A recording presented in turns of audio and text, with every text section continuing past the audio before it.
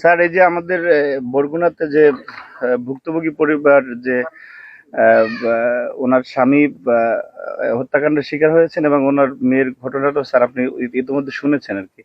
তো উনি এখানে আছেন এবং স্থানীয় জনসাধারণ ওনারা আছেন। তো উনি একটু আপনাকে সালাম দিতে চাচ্ছেন স্যার।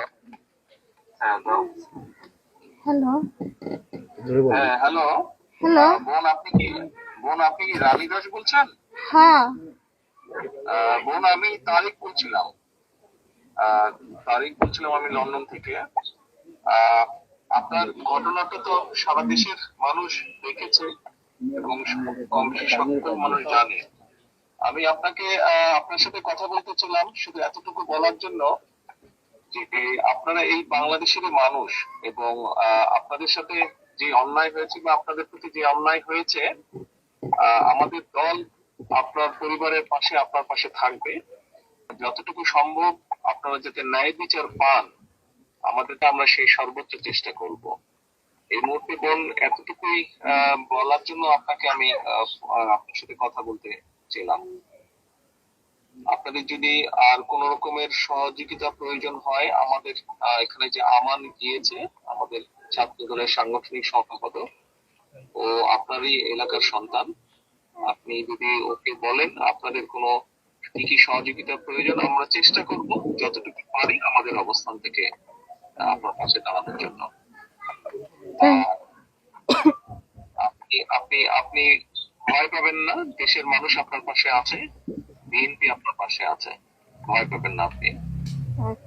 তাই আমার স্বামী তো আমার মেয়ের ধর্ষণের বিচার চাইতে যাই আমার স্বামী তো মার্ডার হয়ে গেছে। আমার এই 3টে সন্তান নিয়ে আমি কি করবো? আমার তো কোনো নিরাপত্তা নেই। আমার পাশে আমি কিভাবে খাবো, কি করবো? আমার তো সেরকম কিছু নাই। আমার আয় রোজগারের মানুষই আমার মাকে ফেলাইছে। এখন আমি কি করবো? আমি আমার নেতৃবৃন্দকে বলেছি, আমার নেতৃবৃন্দ ওখানে যাচ্ছে, আমান ওখানে আছে। আমরা আরো আমাদের দলের সিনিয়র নেতা মানে আরো বড় নেতাদেরকে আমরা বলেছি আপনার সাথে যাবে, কথা বলবে এবং আপনার কি কি সহযোগিতা প্রয়োজন আমাদেরকে বলবেন। কতটুকু পারবো জানি না, তবে আমরা অবশ্যই চেষ্টা করব আপনার পাশে দাঁড়াতে এবং আপনি যাতে আপনার প্রতি যাতে আইনের শাসন আপনি পান, যাতে আপনি ন্যায় বিচার পান, সেজন্য আমাদের দলের যারা উকিল আছেন, লয়ার আছেন যারা, তাদেরকে আমরা সেইভাবেই নির্দেশনা দেব যাতে আইনগতভাবে আপনাকে সহযোগিতা করে। আমার স্বামী মারা গেছে আজকে 6 দিন হয়ে গেল, কিন্তু এখন পর্যন্ত পুলিশ কোনো আসামি ধরতে পারলো না। পুলিশ এখন কি করে, তদন্ত করে না কি, আমি তো সেটা জানি না। আমি তো আমার স্বামীর সঠিক বিচার আমি চাই। আর আমি এই 3টা ছেলে পোলাপান নিয়ে আমি কি খাবো? আপনারা আমার পাশে থাকবেন। আমার তো কোনো পরিবর্তন নেই, আমার কোনো কিছু নাই, আমি কি করবো? আপনি টেনশন করবেন না, আমরা একটা দেখি আপনার জন্য আমরা কি ব্যবস্থা করতে পারি।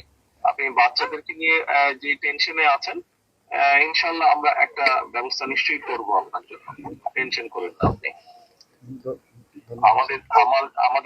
আমাদের যেই ছাত্র নেতাটা গিয়েছে আমার, আপনি ওর সাথে কথা বলেন, ও আছে ওখানে, ও থাকবে ওখানে আপনাকে। এবং এর বাইরেও আমি আমার অন্য নেতাদেরকেও বলেছি, তারাও আপনার সাথে যাবে, কথা বলবে। আপনার সহযোগিতার প্রয়োজন আমাদেরকে বলেন, আমরা চেষ্টা করছি কতটুকু পারি আমরা করতে।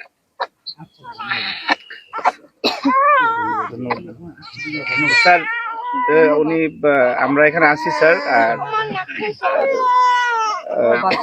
জি স্যার, জি আপনাকে সবাই ধন্যবাদ জানিয়েছেন। ধন্যবাদ মানুষ আসামিদের ব্যাপারে যারা পুলিশ কেসের ব্যাপারে আমি আমাদের আইনজীবী ফোরামের কেন্দ্রীয় আইনজীবী ফোরামকে আমি নির্দেশনা দিচ্ছি, তারা ওখানে ব্যবস্থা নেবে। হ্যাঁ, ওনাকে বলো টেনশন না করতে, এই ব্যাপারে টেনশন না করতে। আর উনি যে ওনার বাচ্চাদের কথা বলেছে কিভাবে চলবে, তুমি ওনার সাথে কথা বললো। আমি মনীষাকে এবং আমাদের ওখানে বরিশালে আছে ওনাকেও বলেছি গিয়ে দেখা করতে। আমরা তারপরে আলোচনা করে বসে ওনাকে আমরা কোনো একটা ব্যবস্থা করবো যাতে ওনার কষ্ট না হয়। ঠিক আছে, জি ওটা ওনাকে বলো, শুনে আমাকে পরে আবার জানাও। জি জি স্যার, ধন্যবাদ স্যার আচ্ছা, আপনাকে। ঠিক আছে। জি, সালাম আলাইকুম।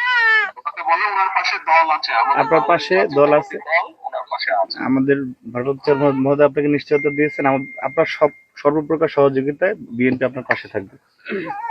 জি স্যার, আচ্ছা, ধন্যবাদ স্যার, আসসালামু আলাইকুম।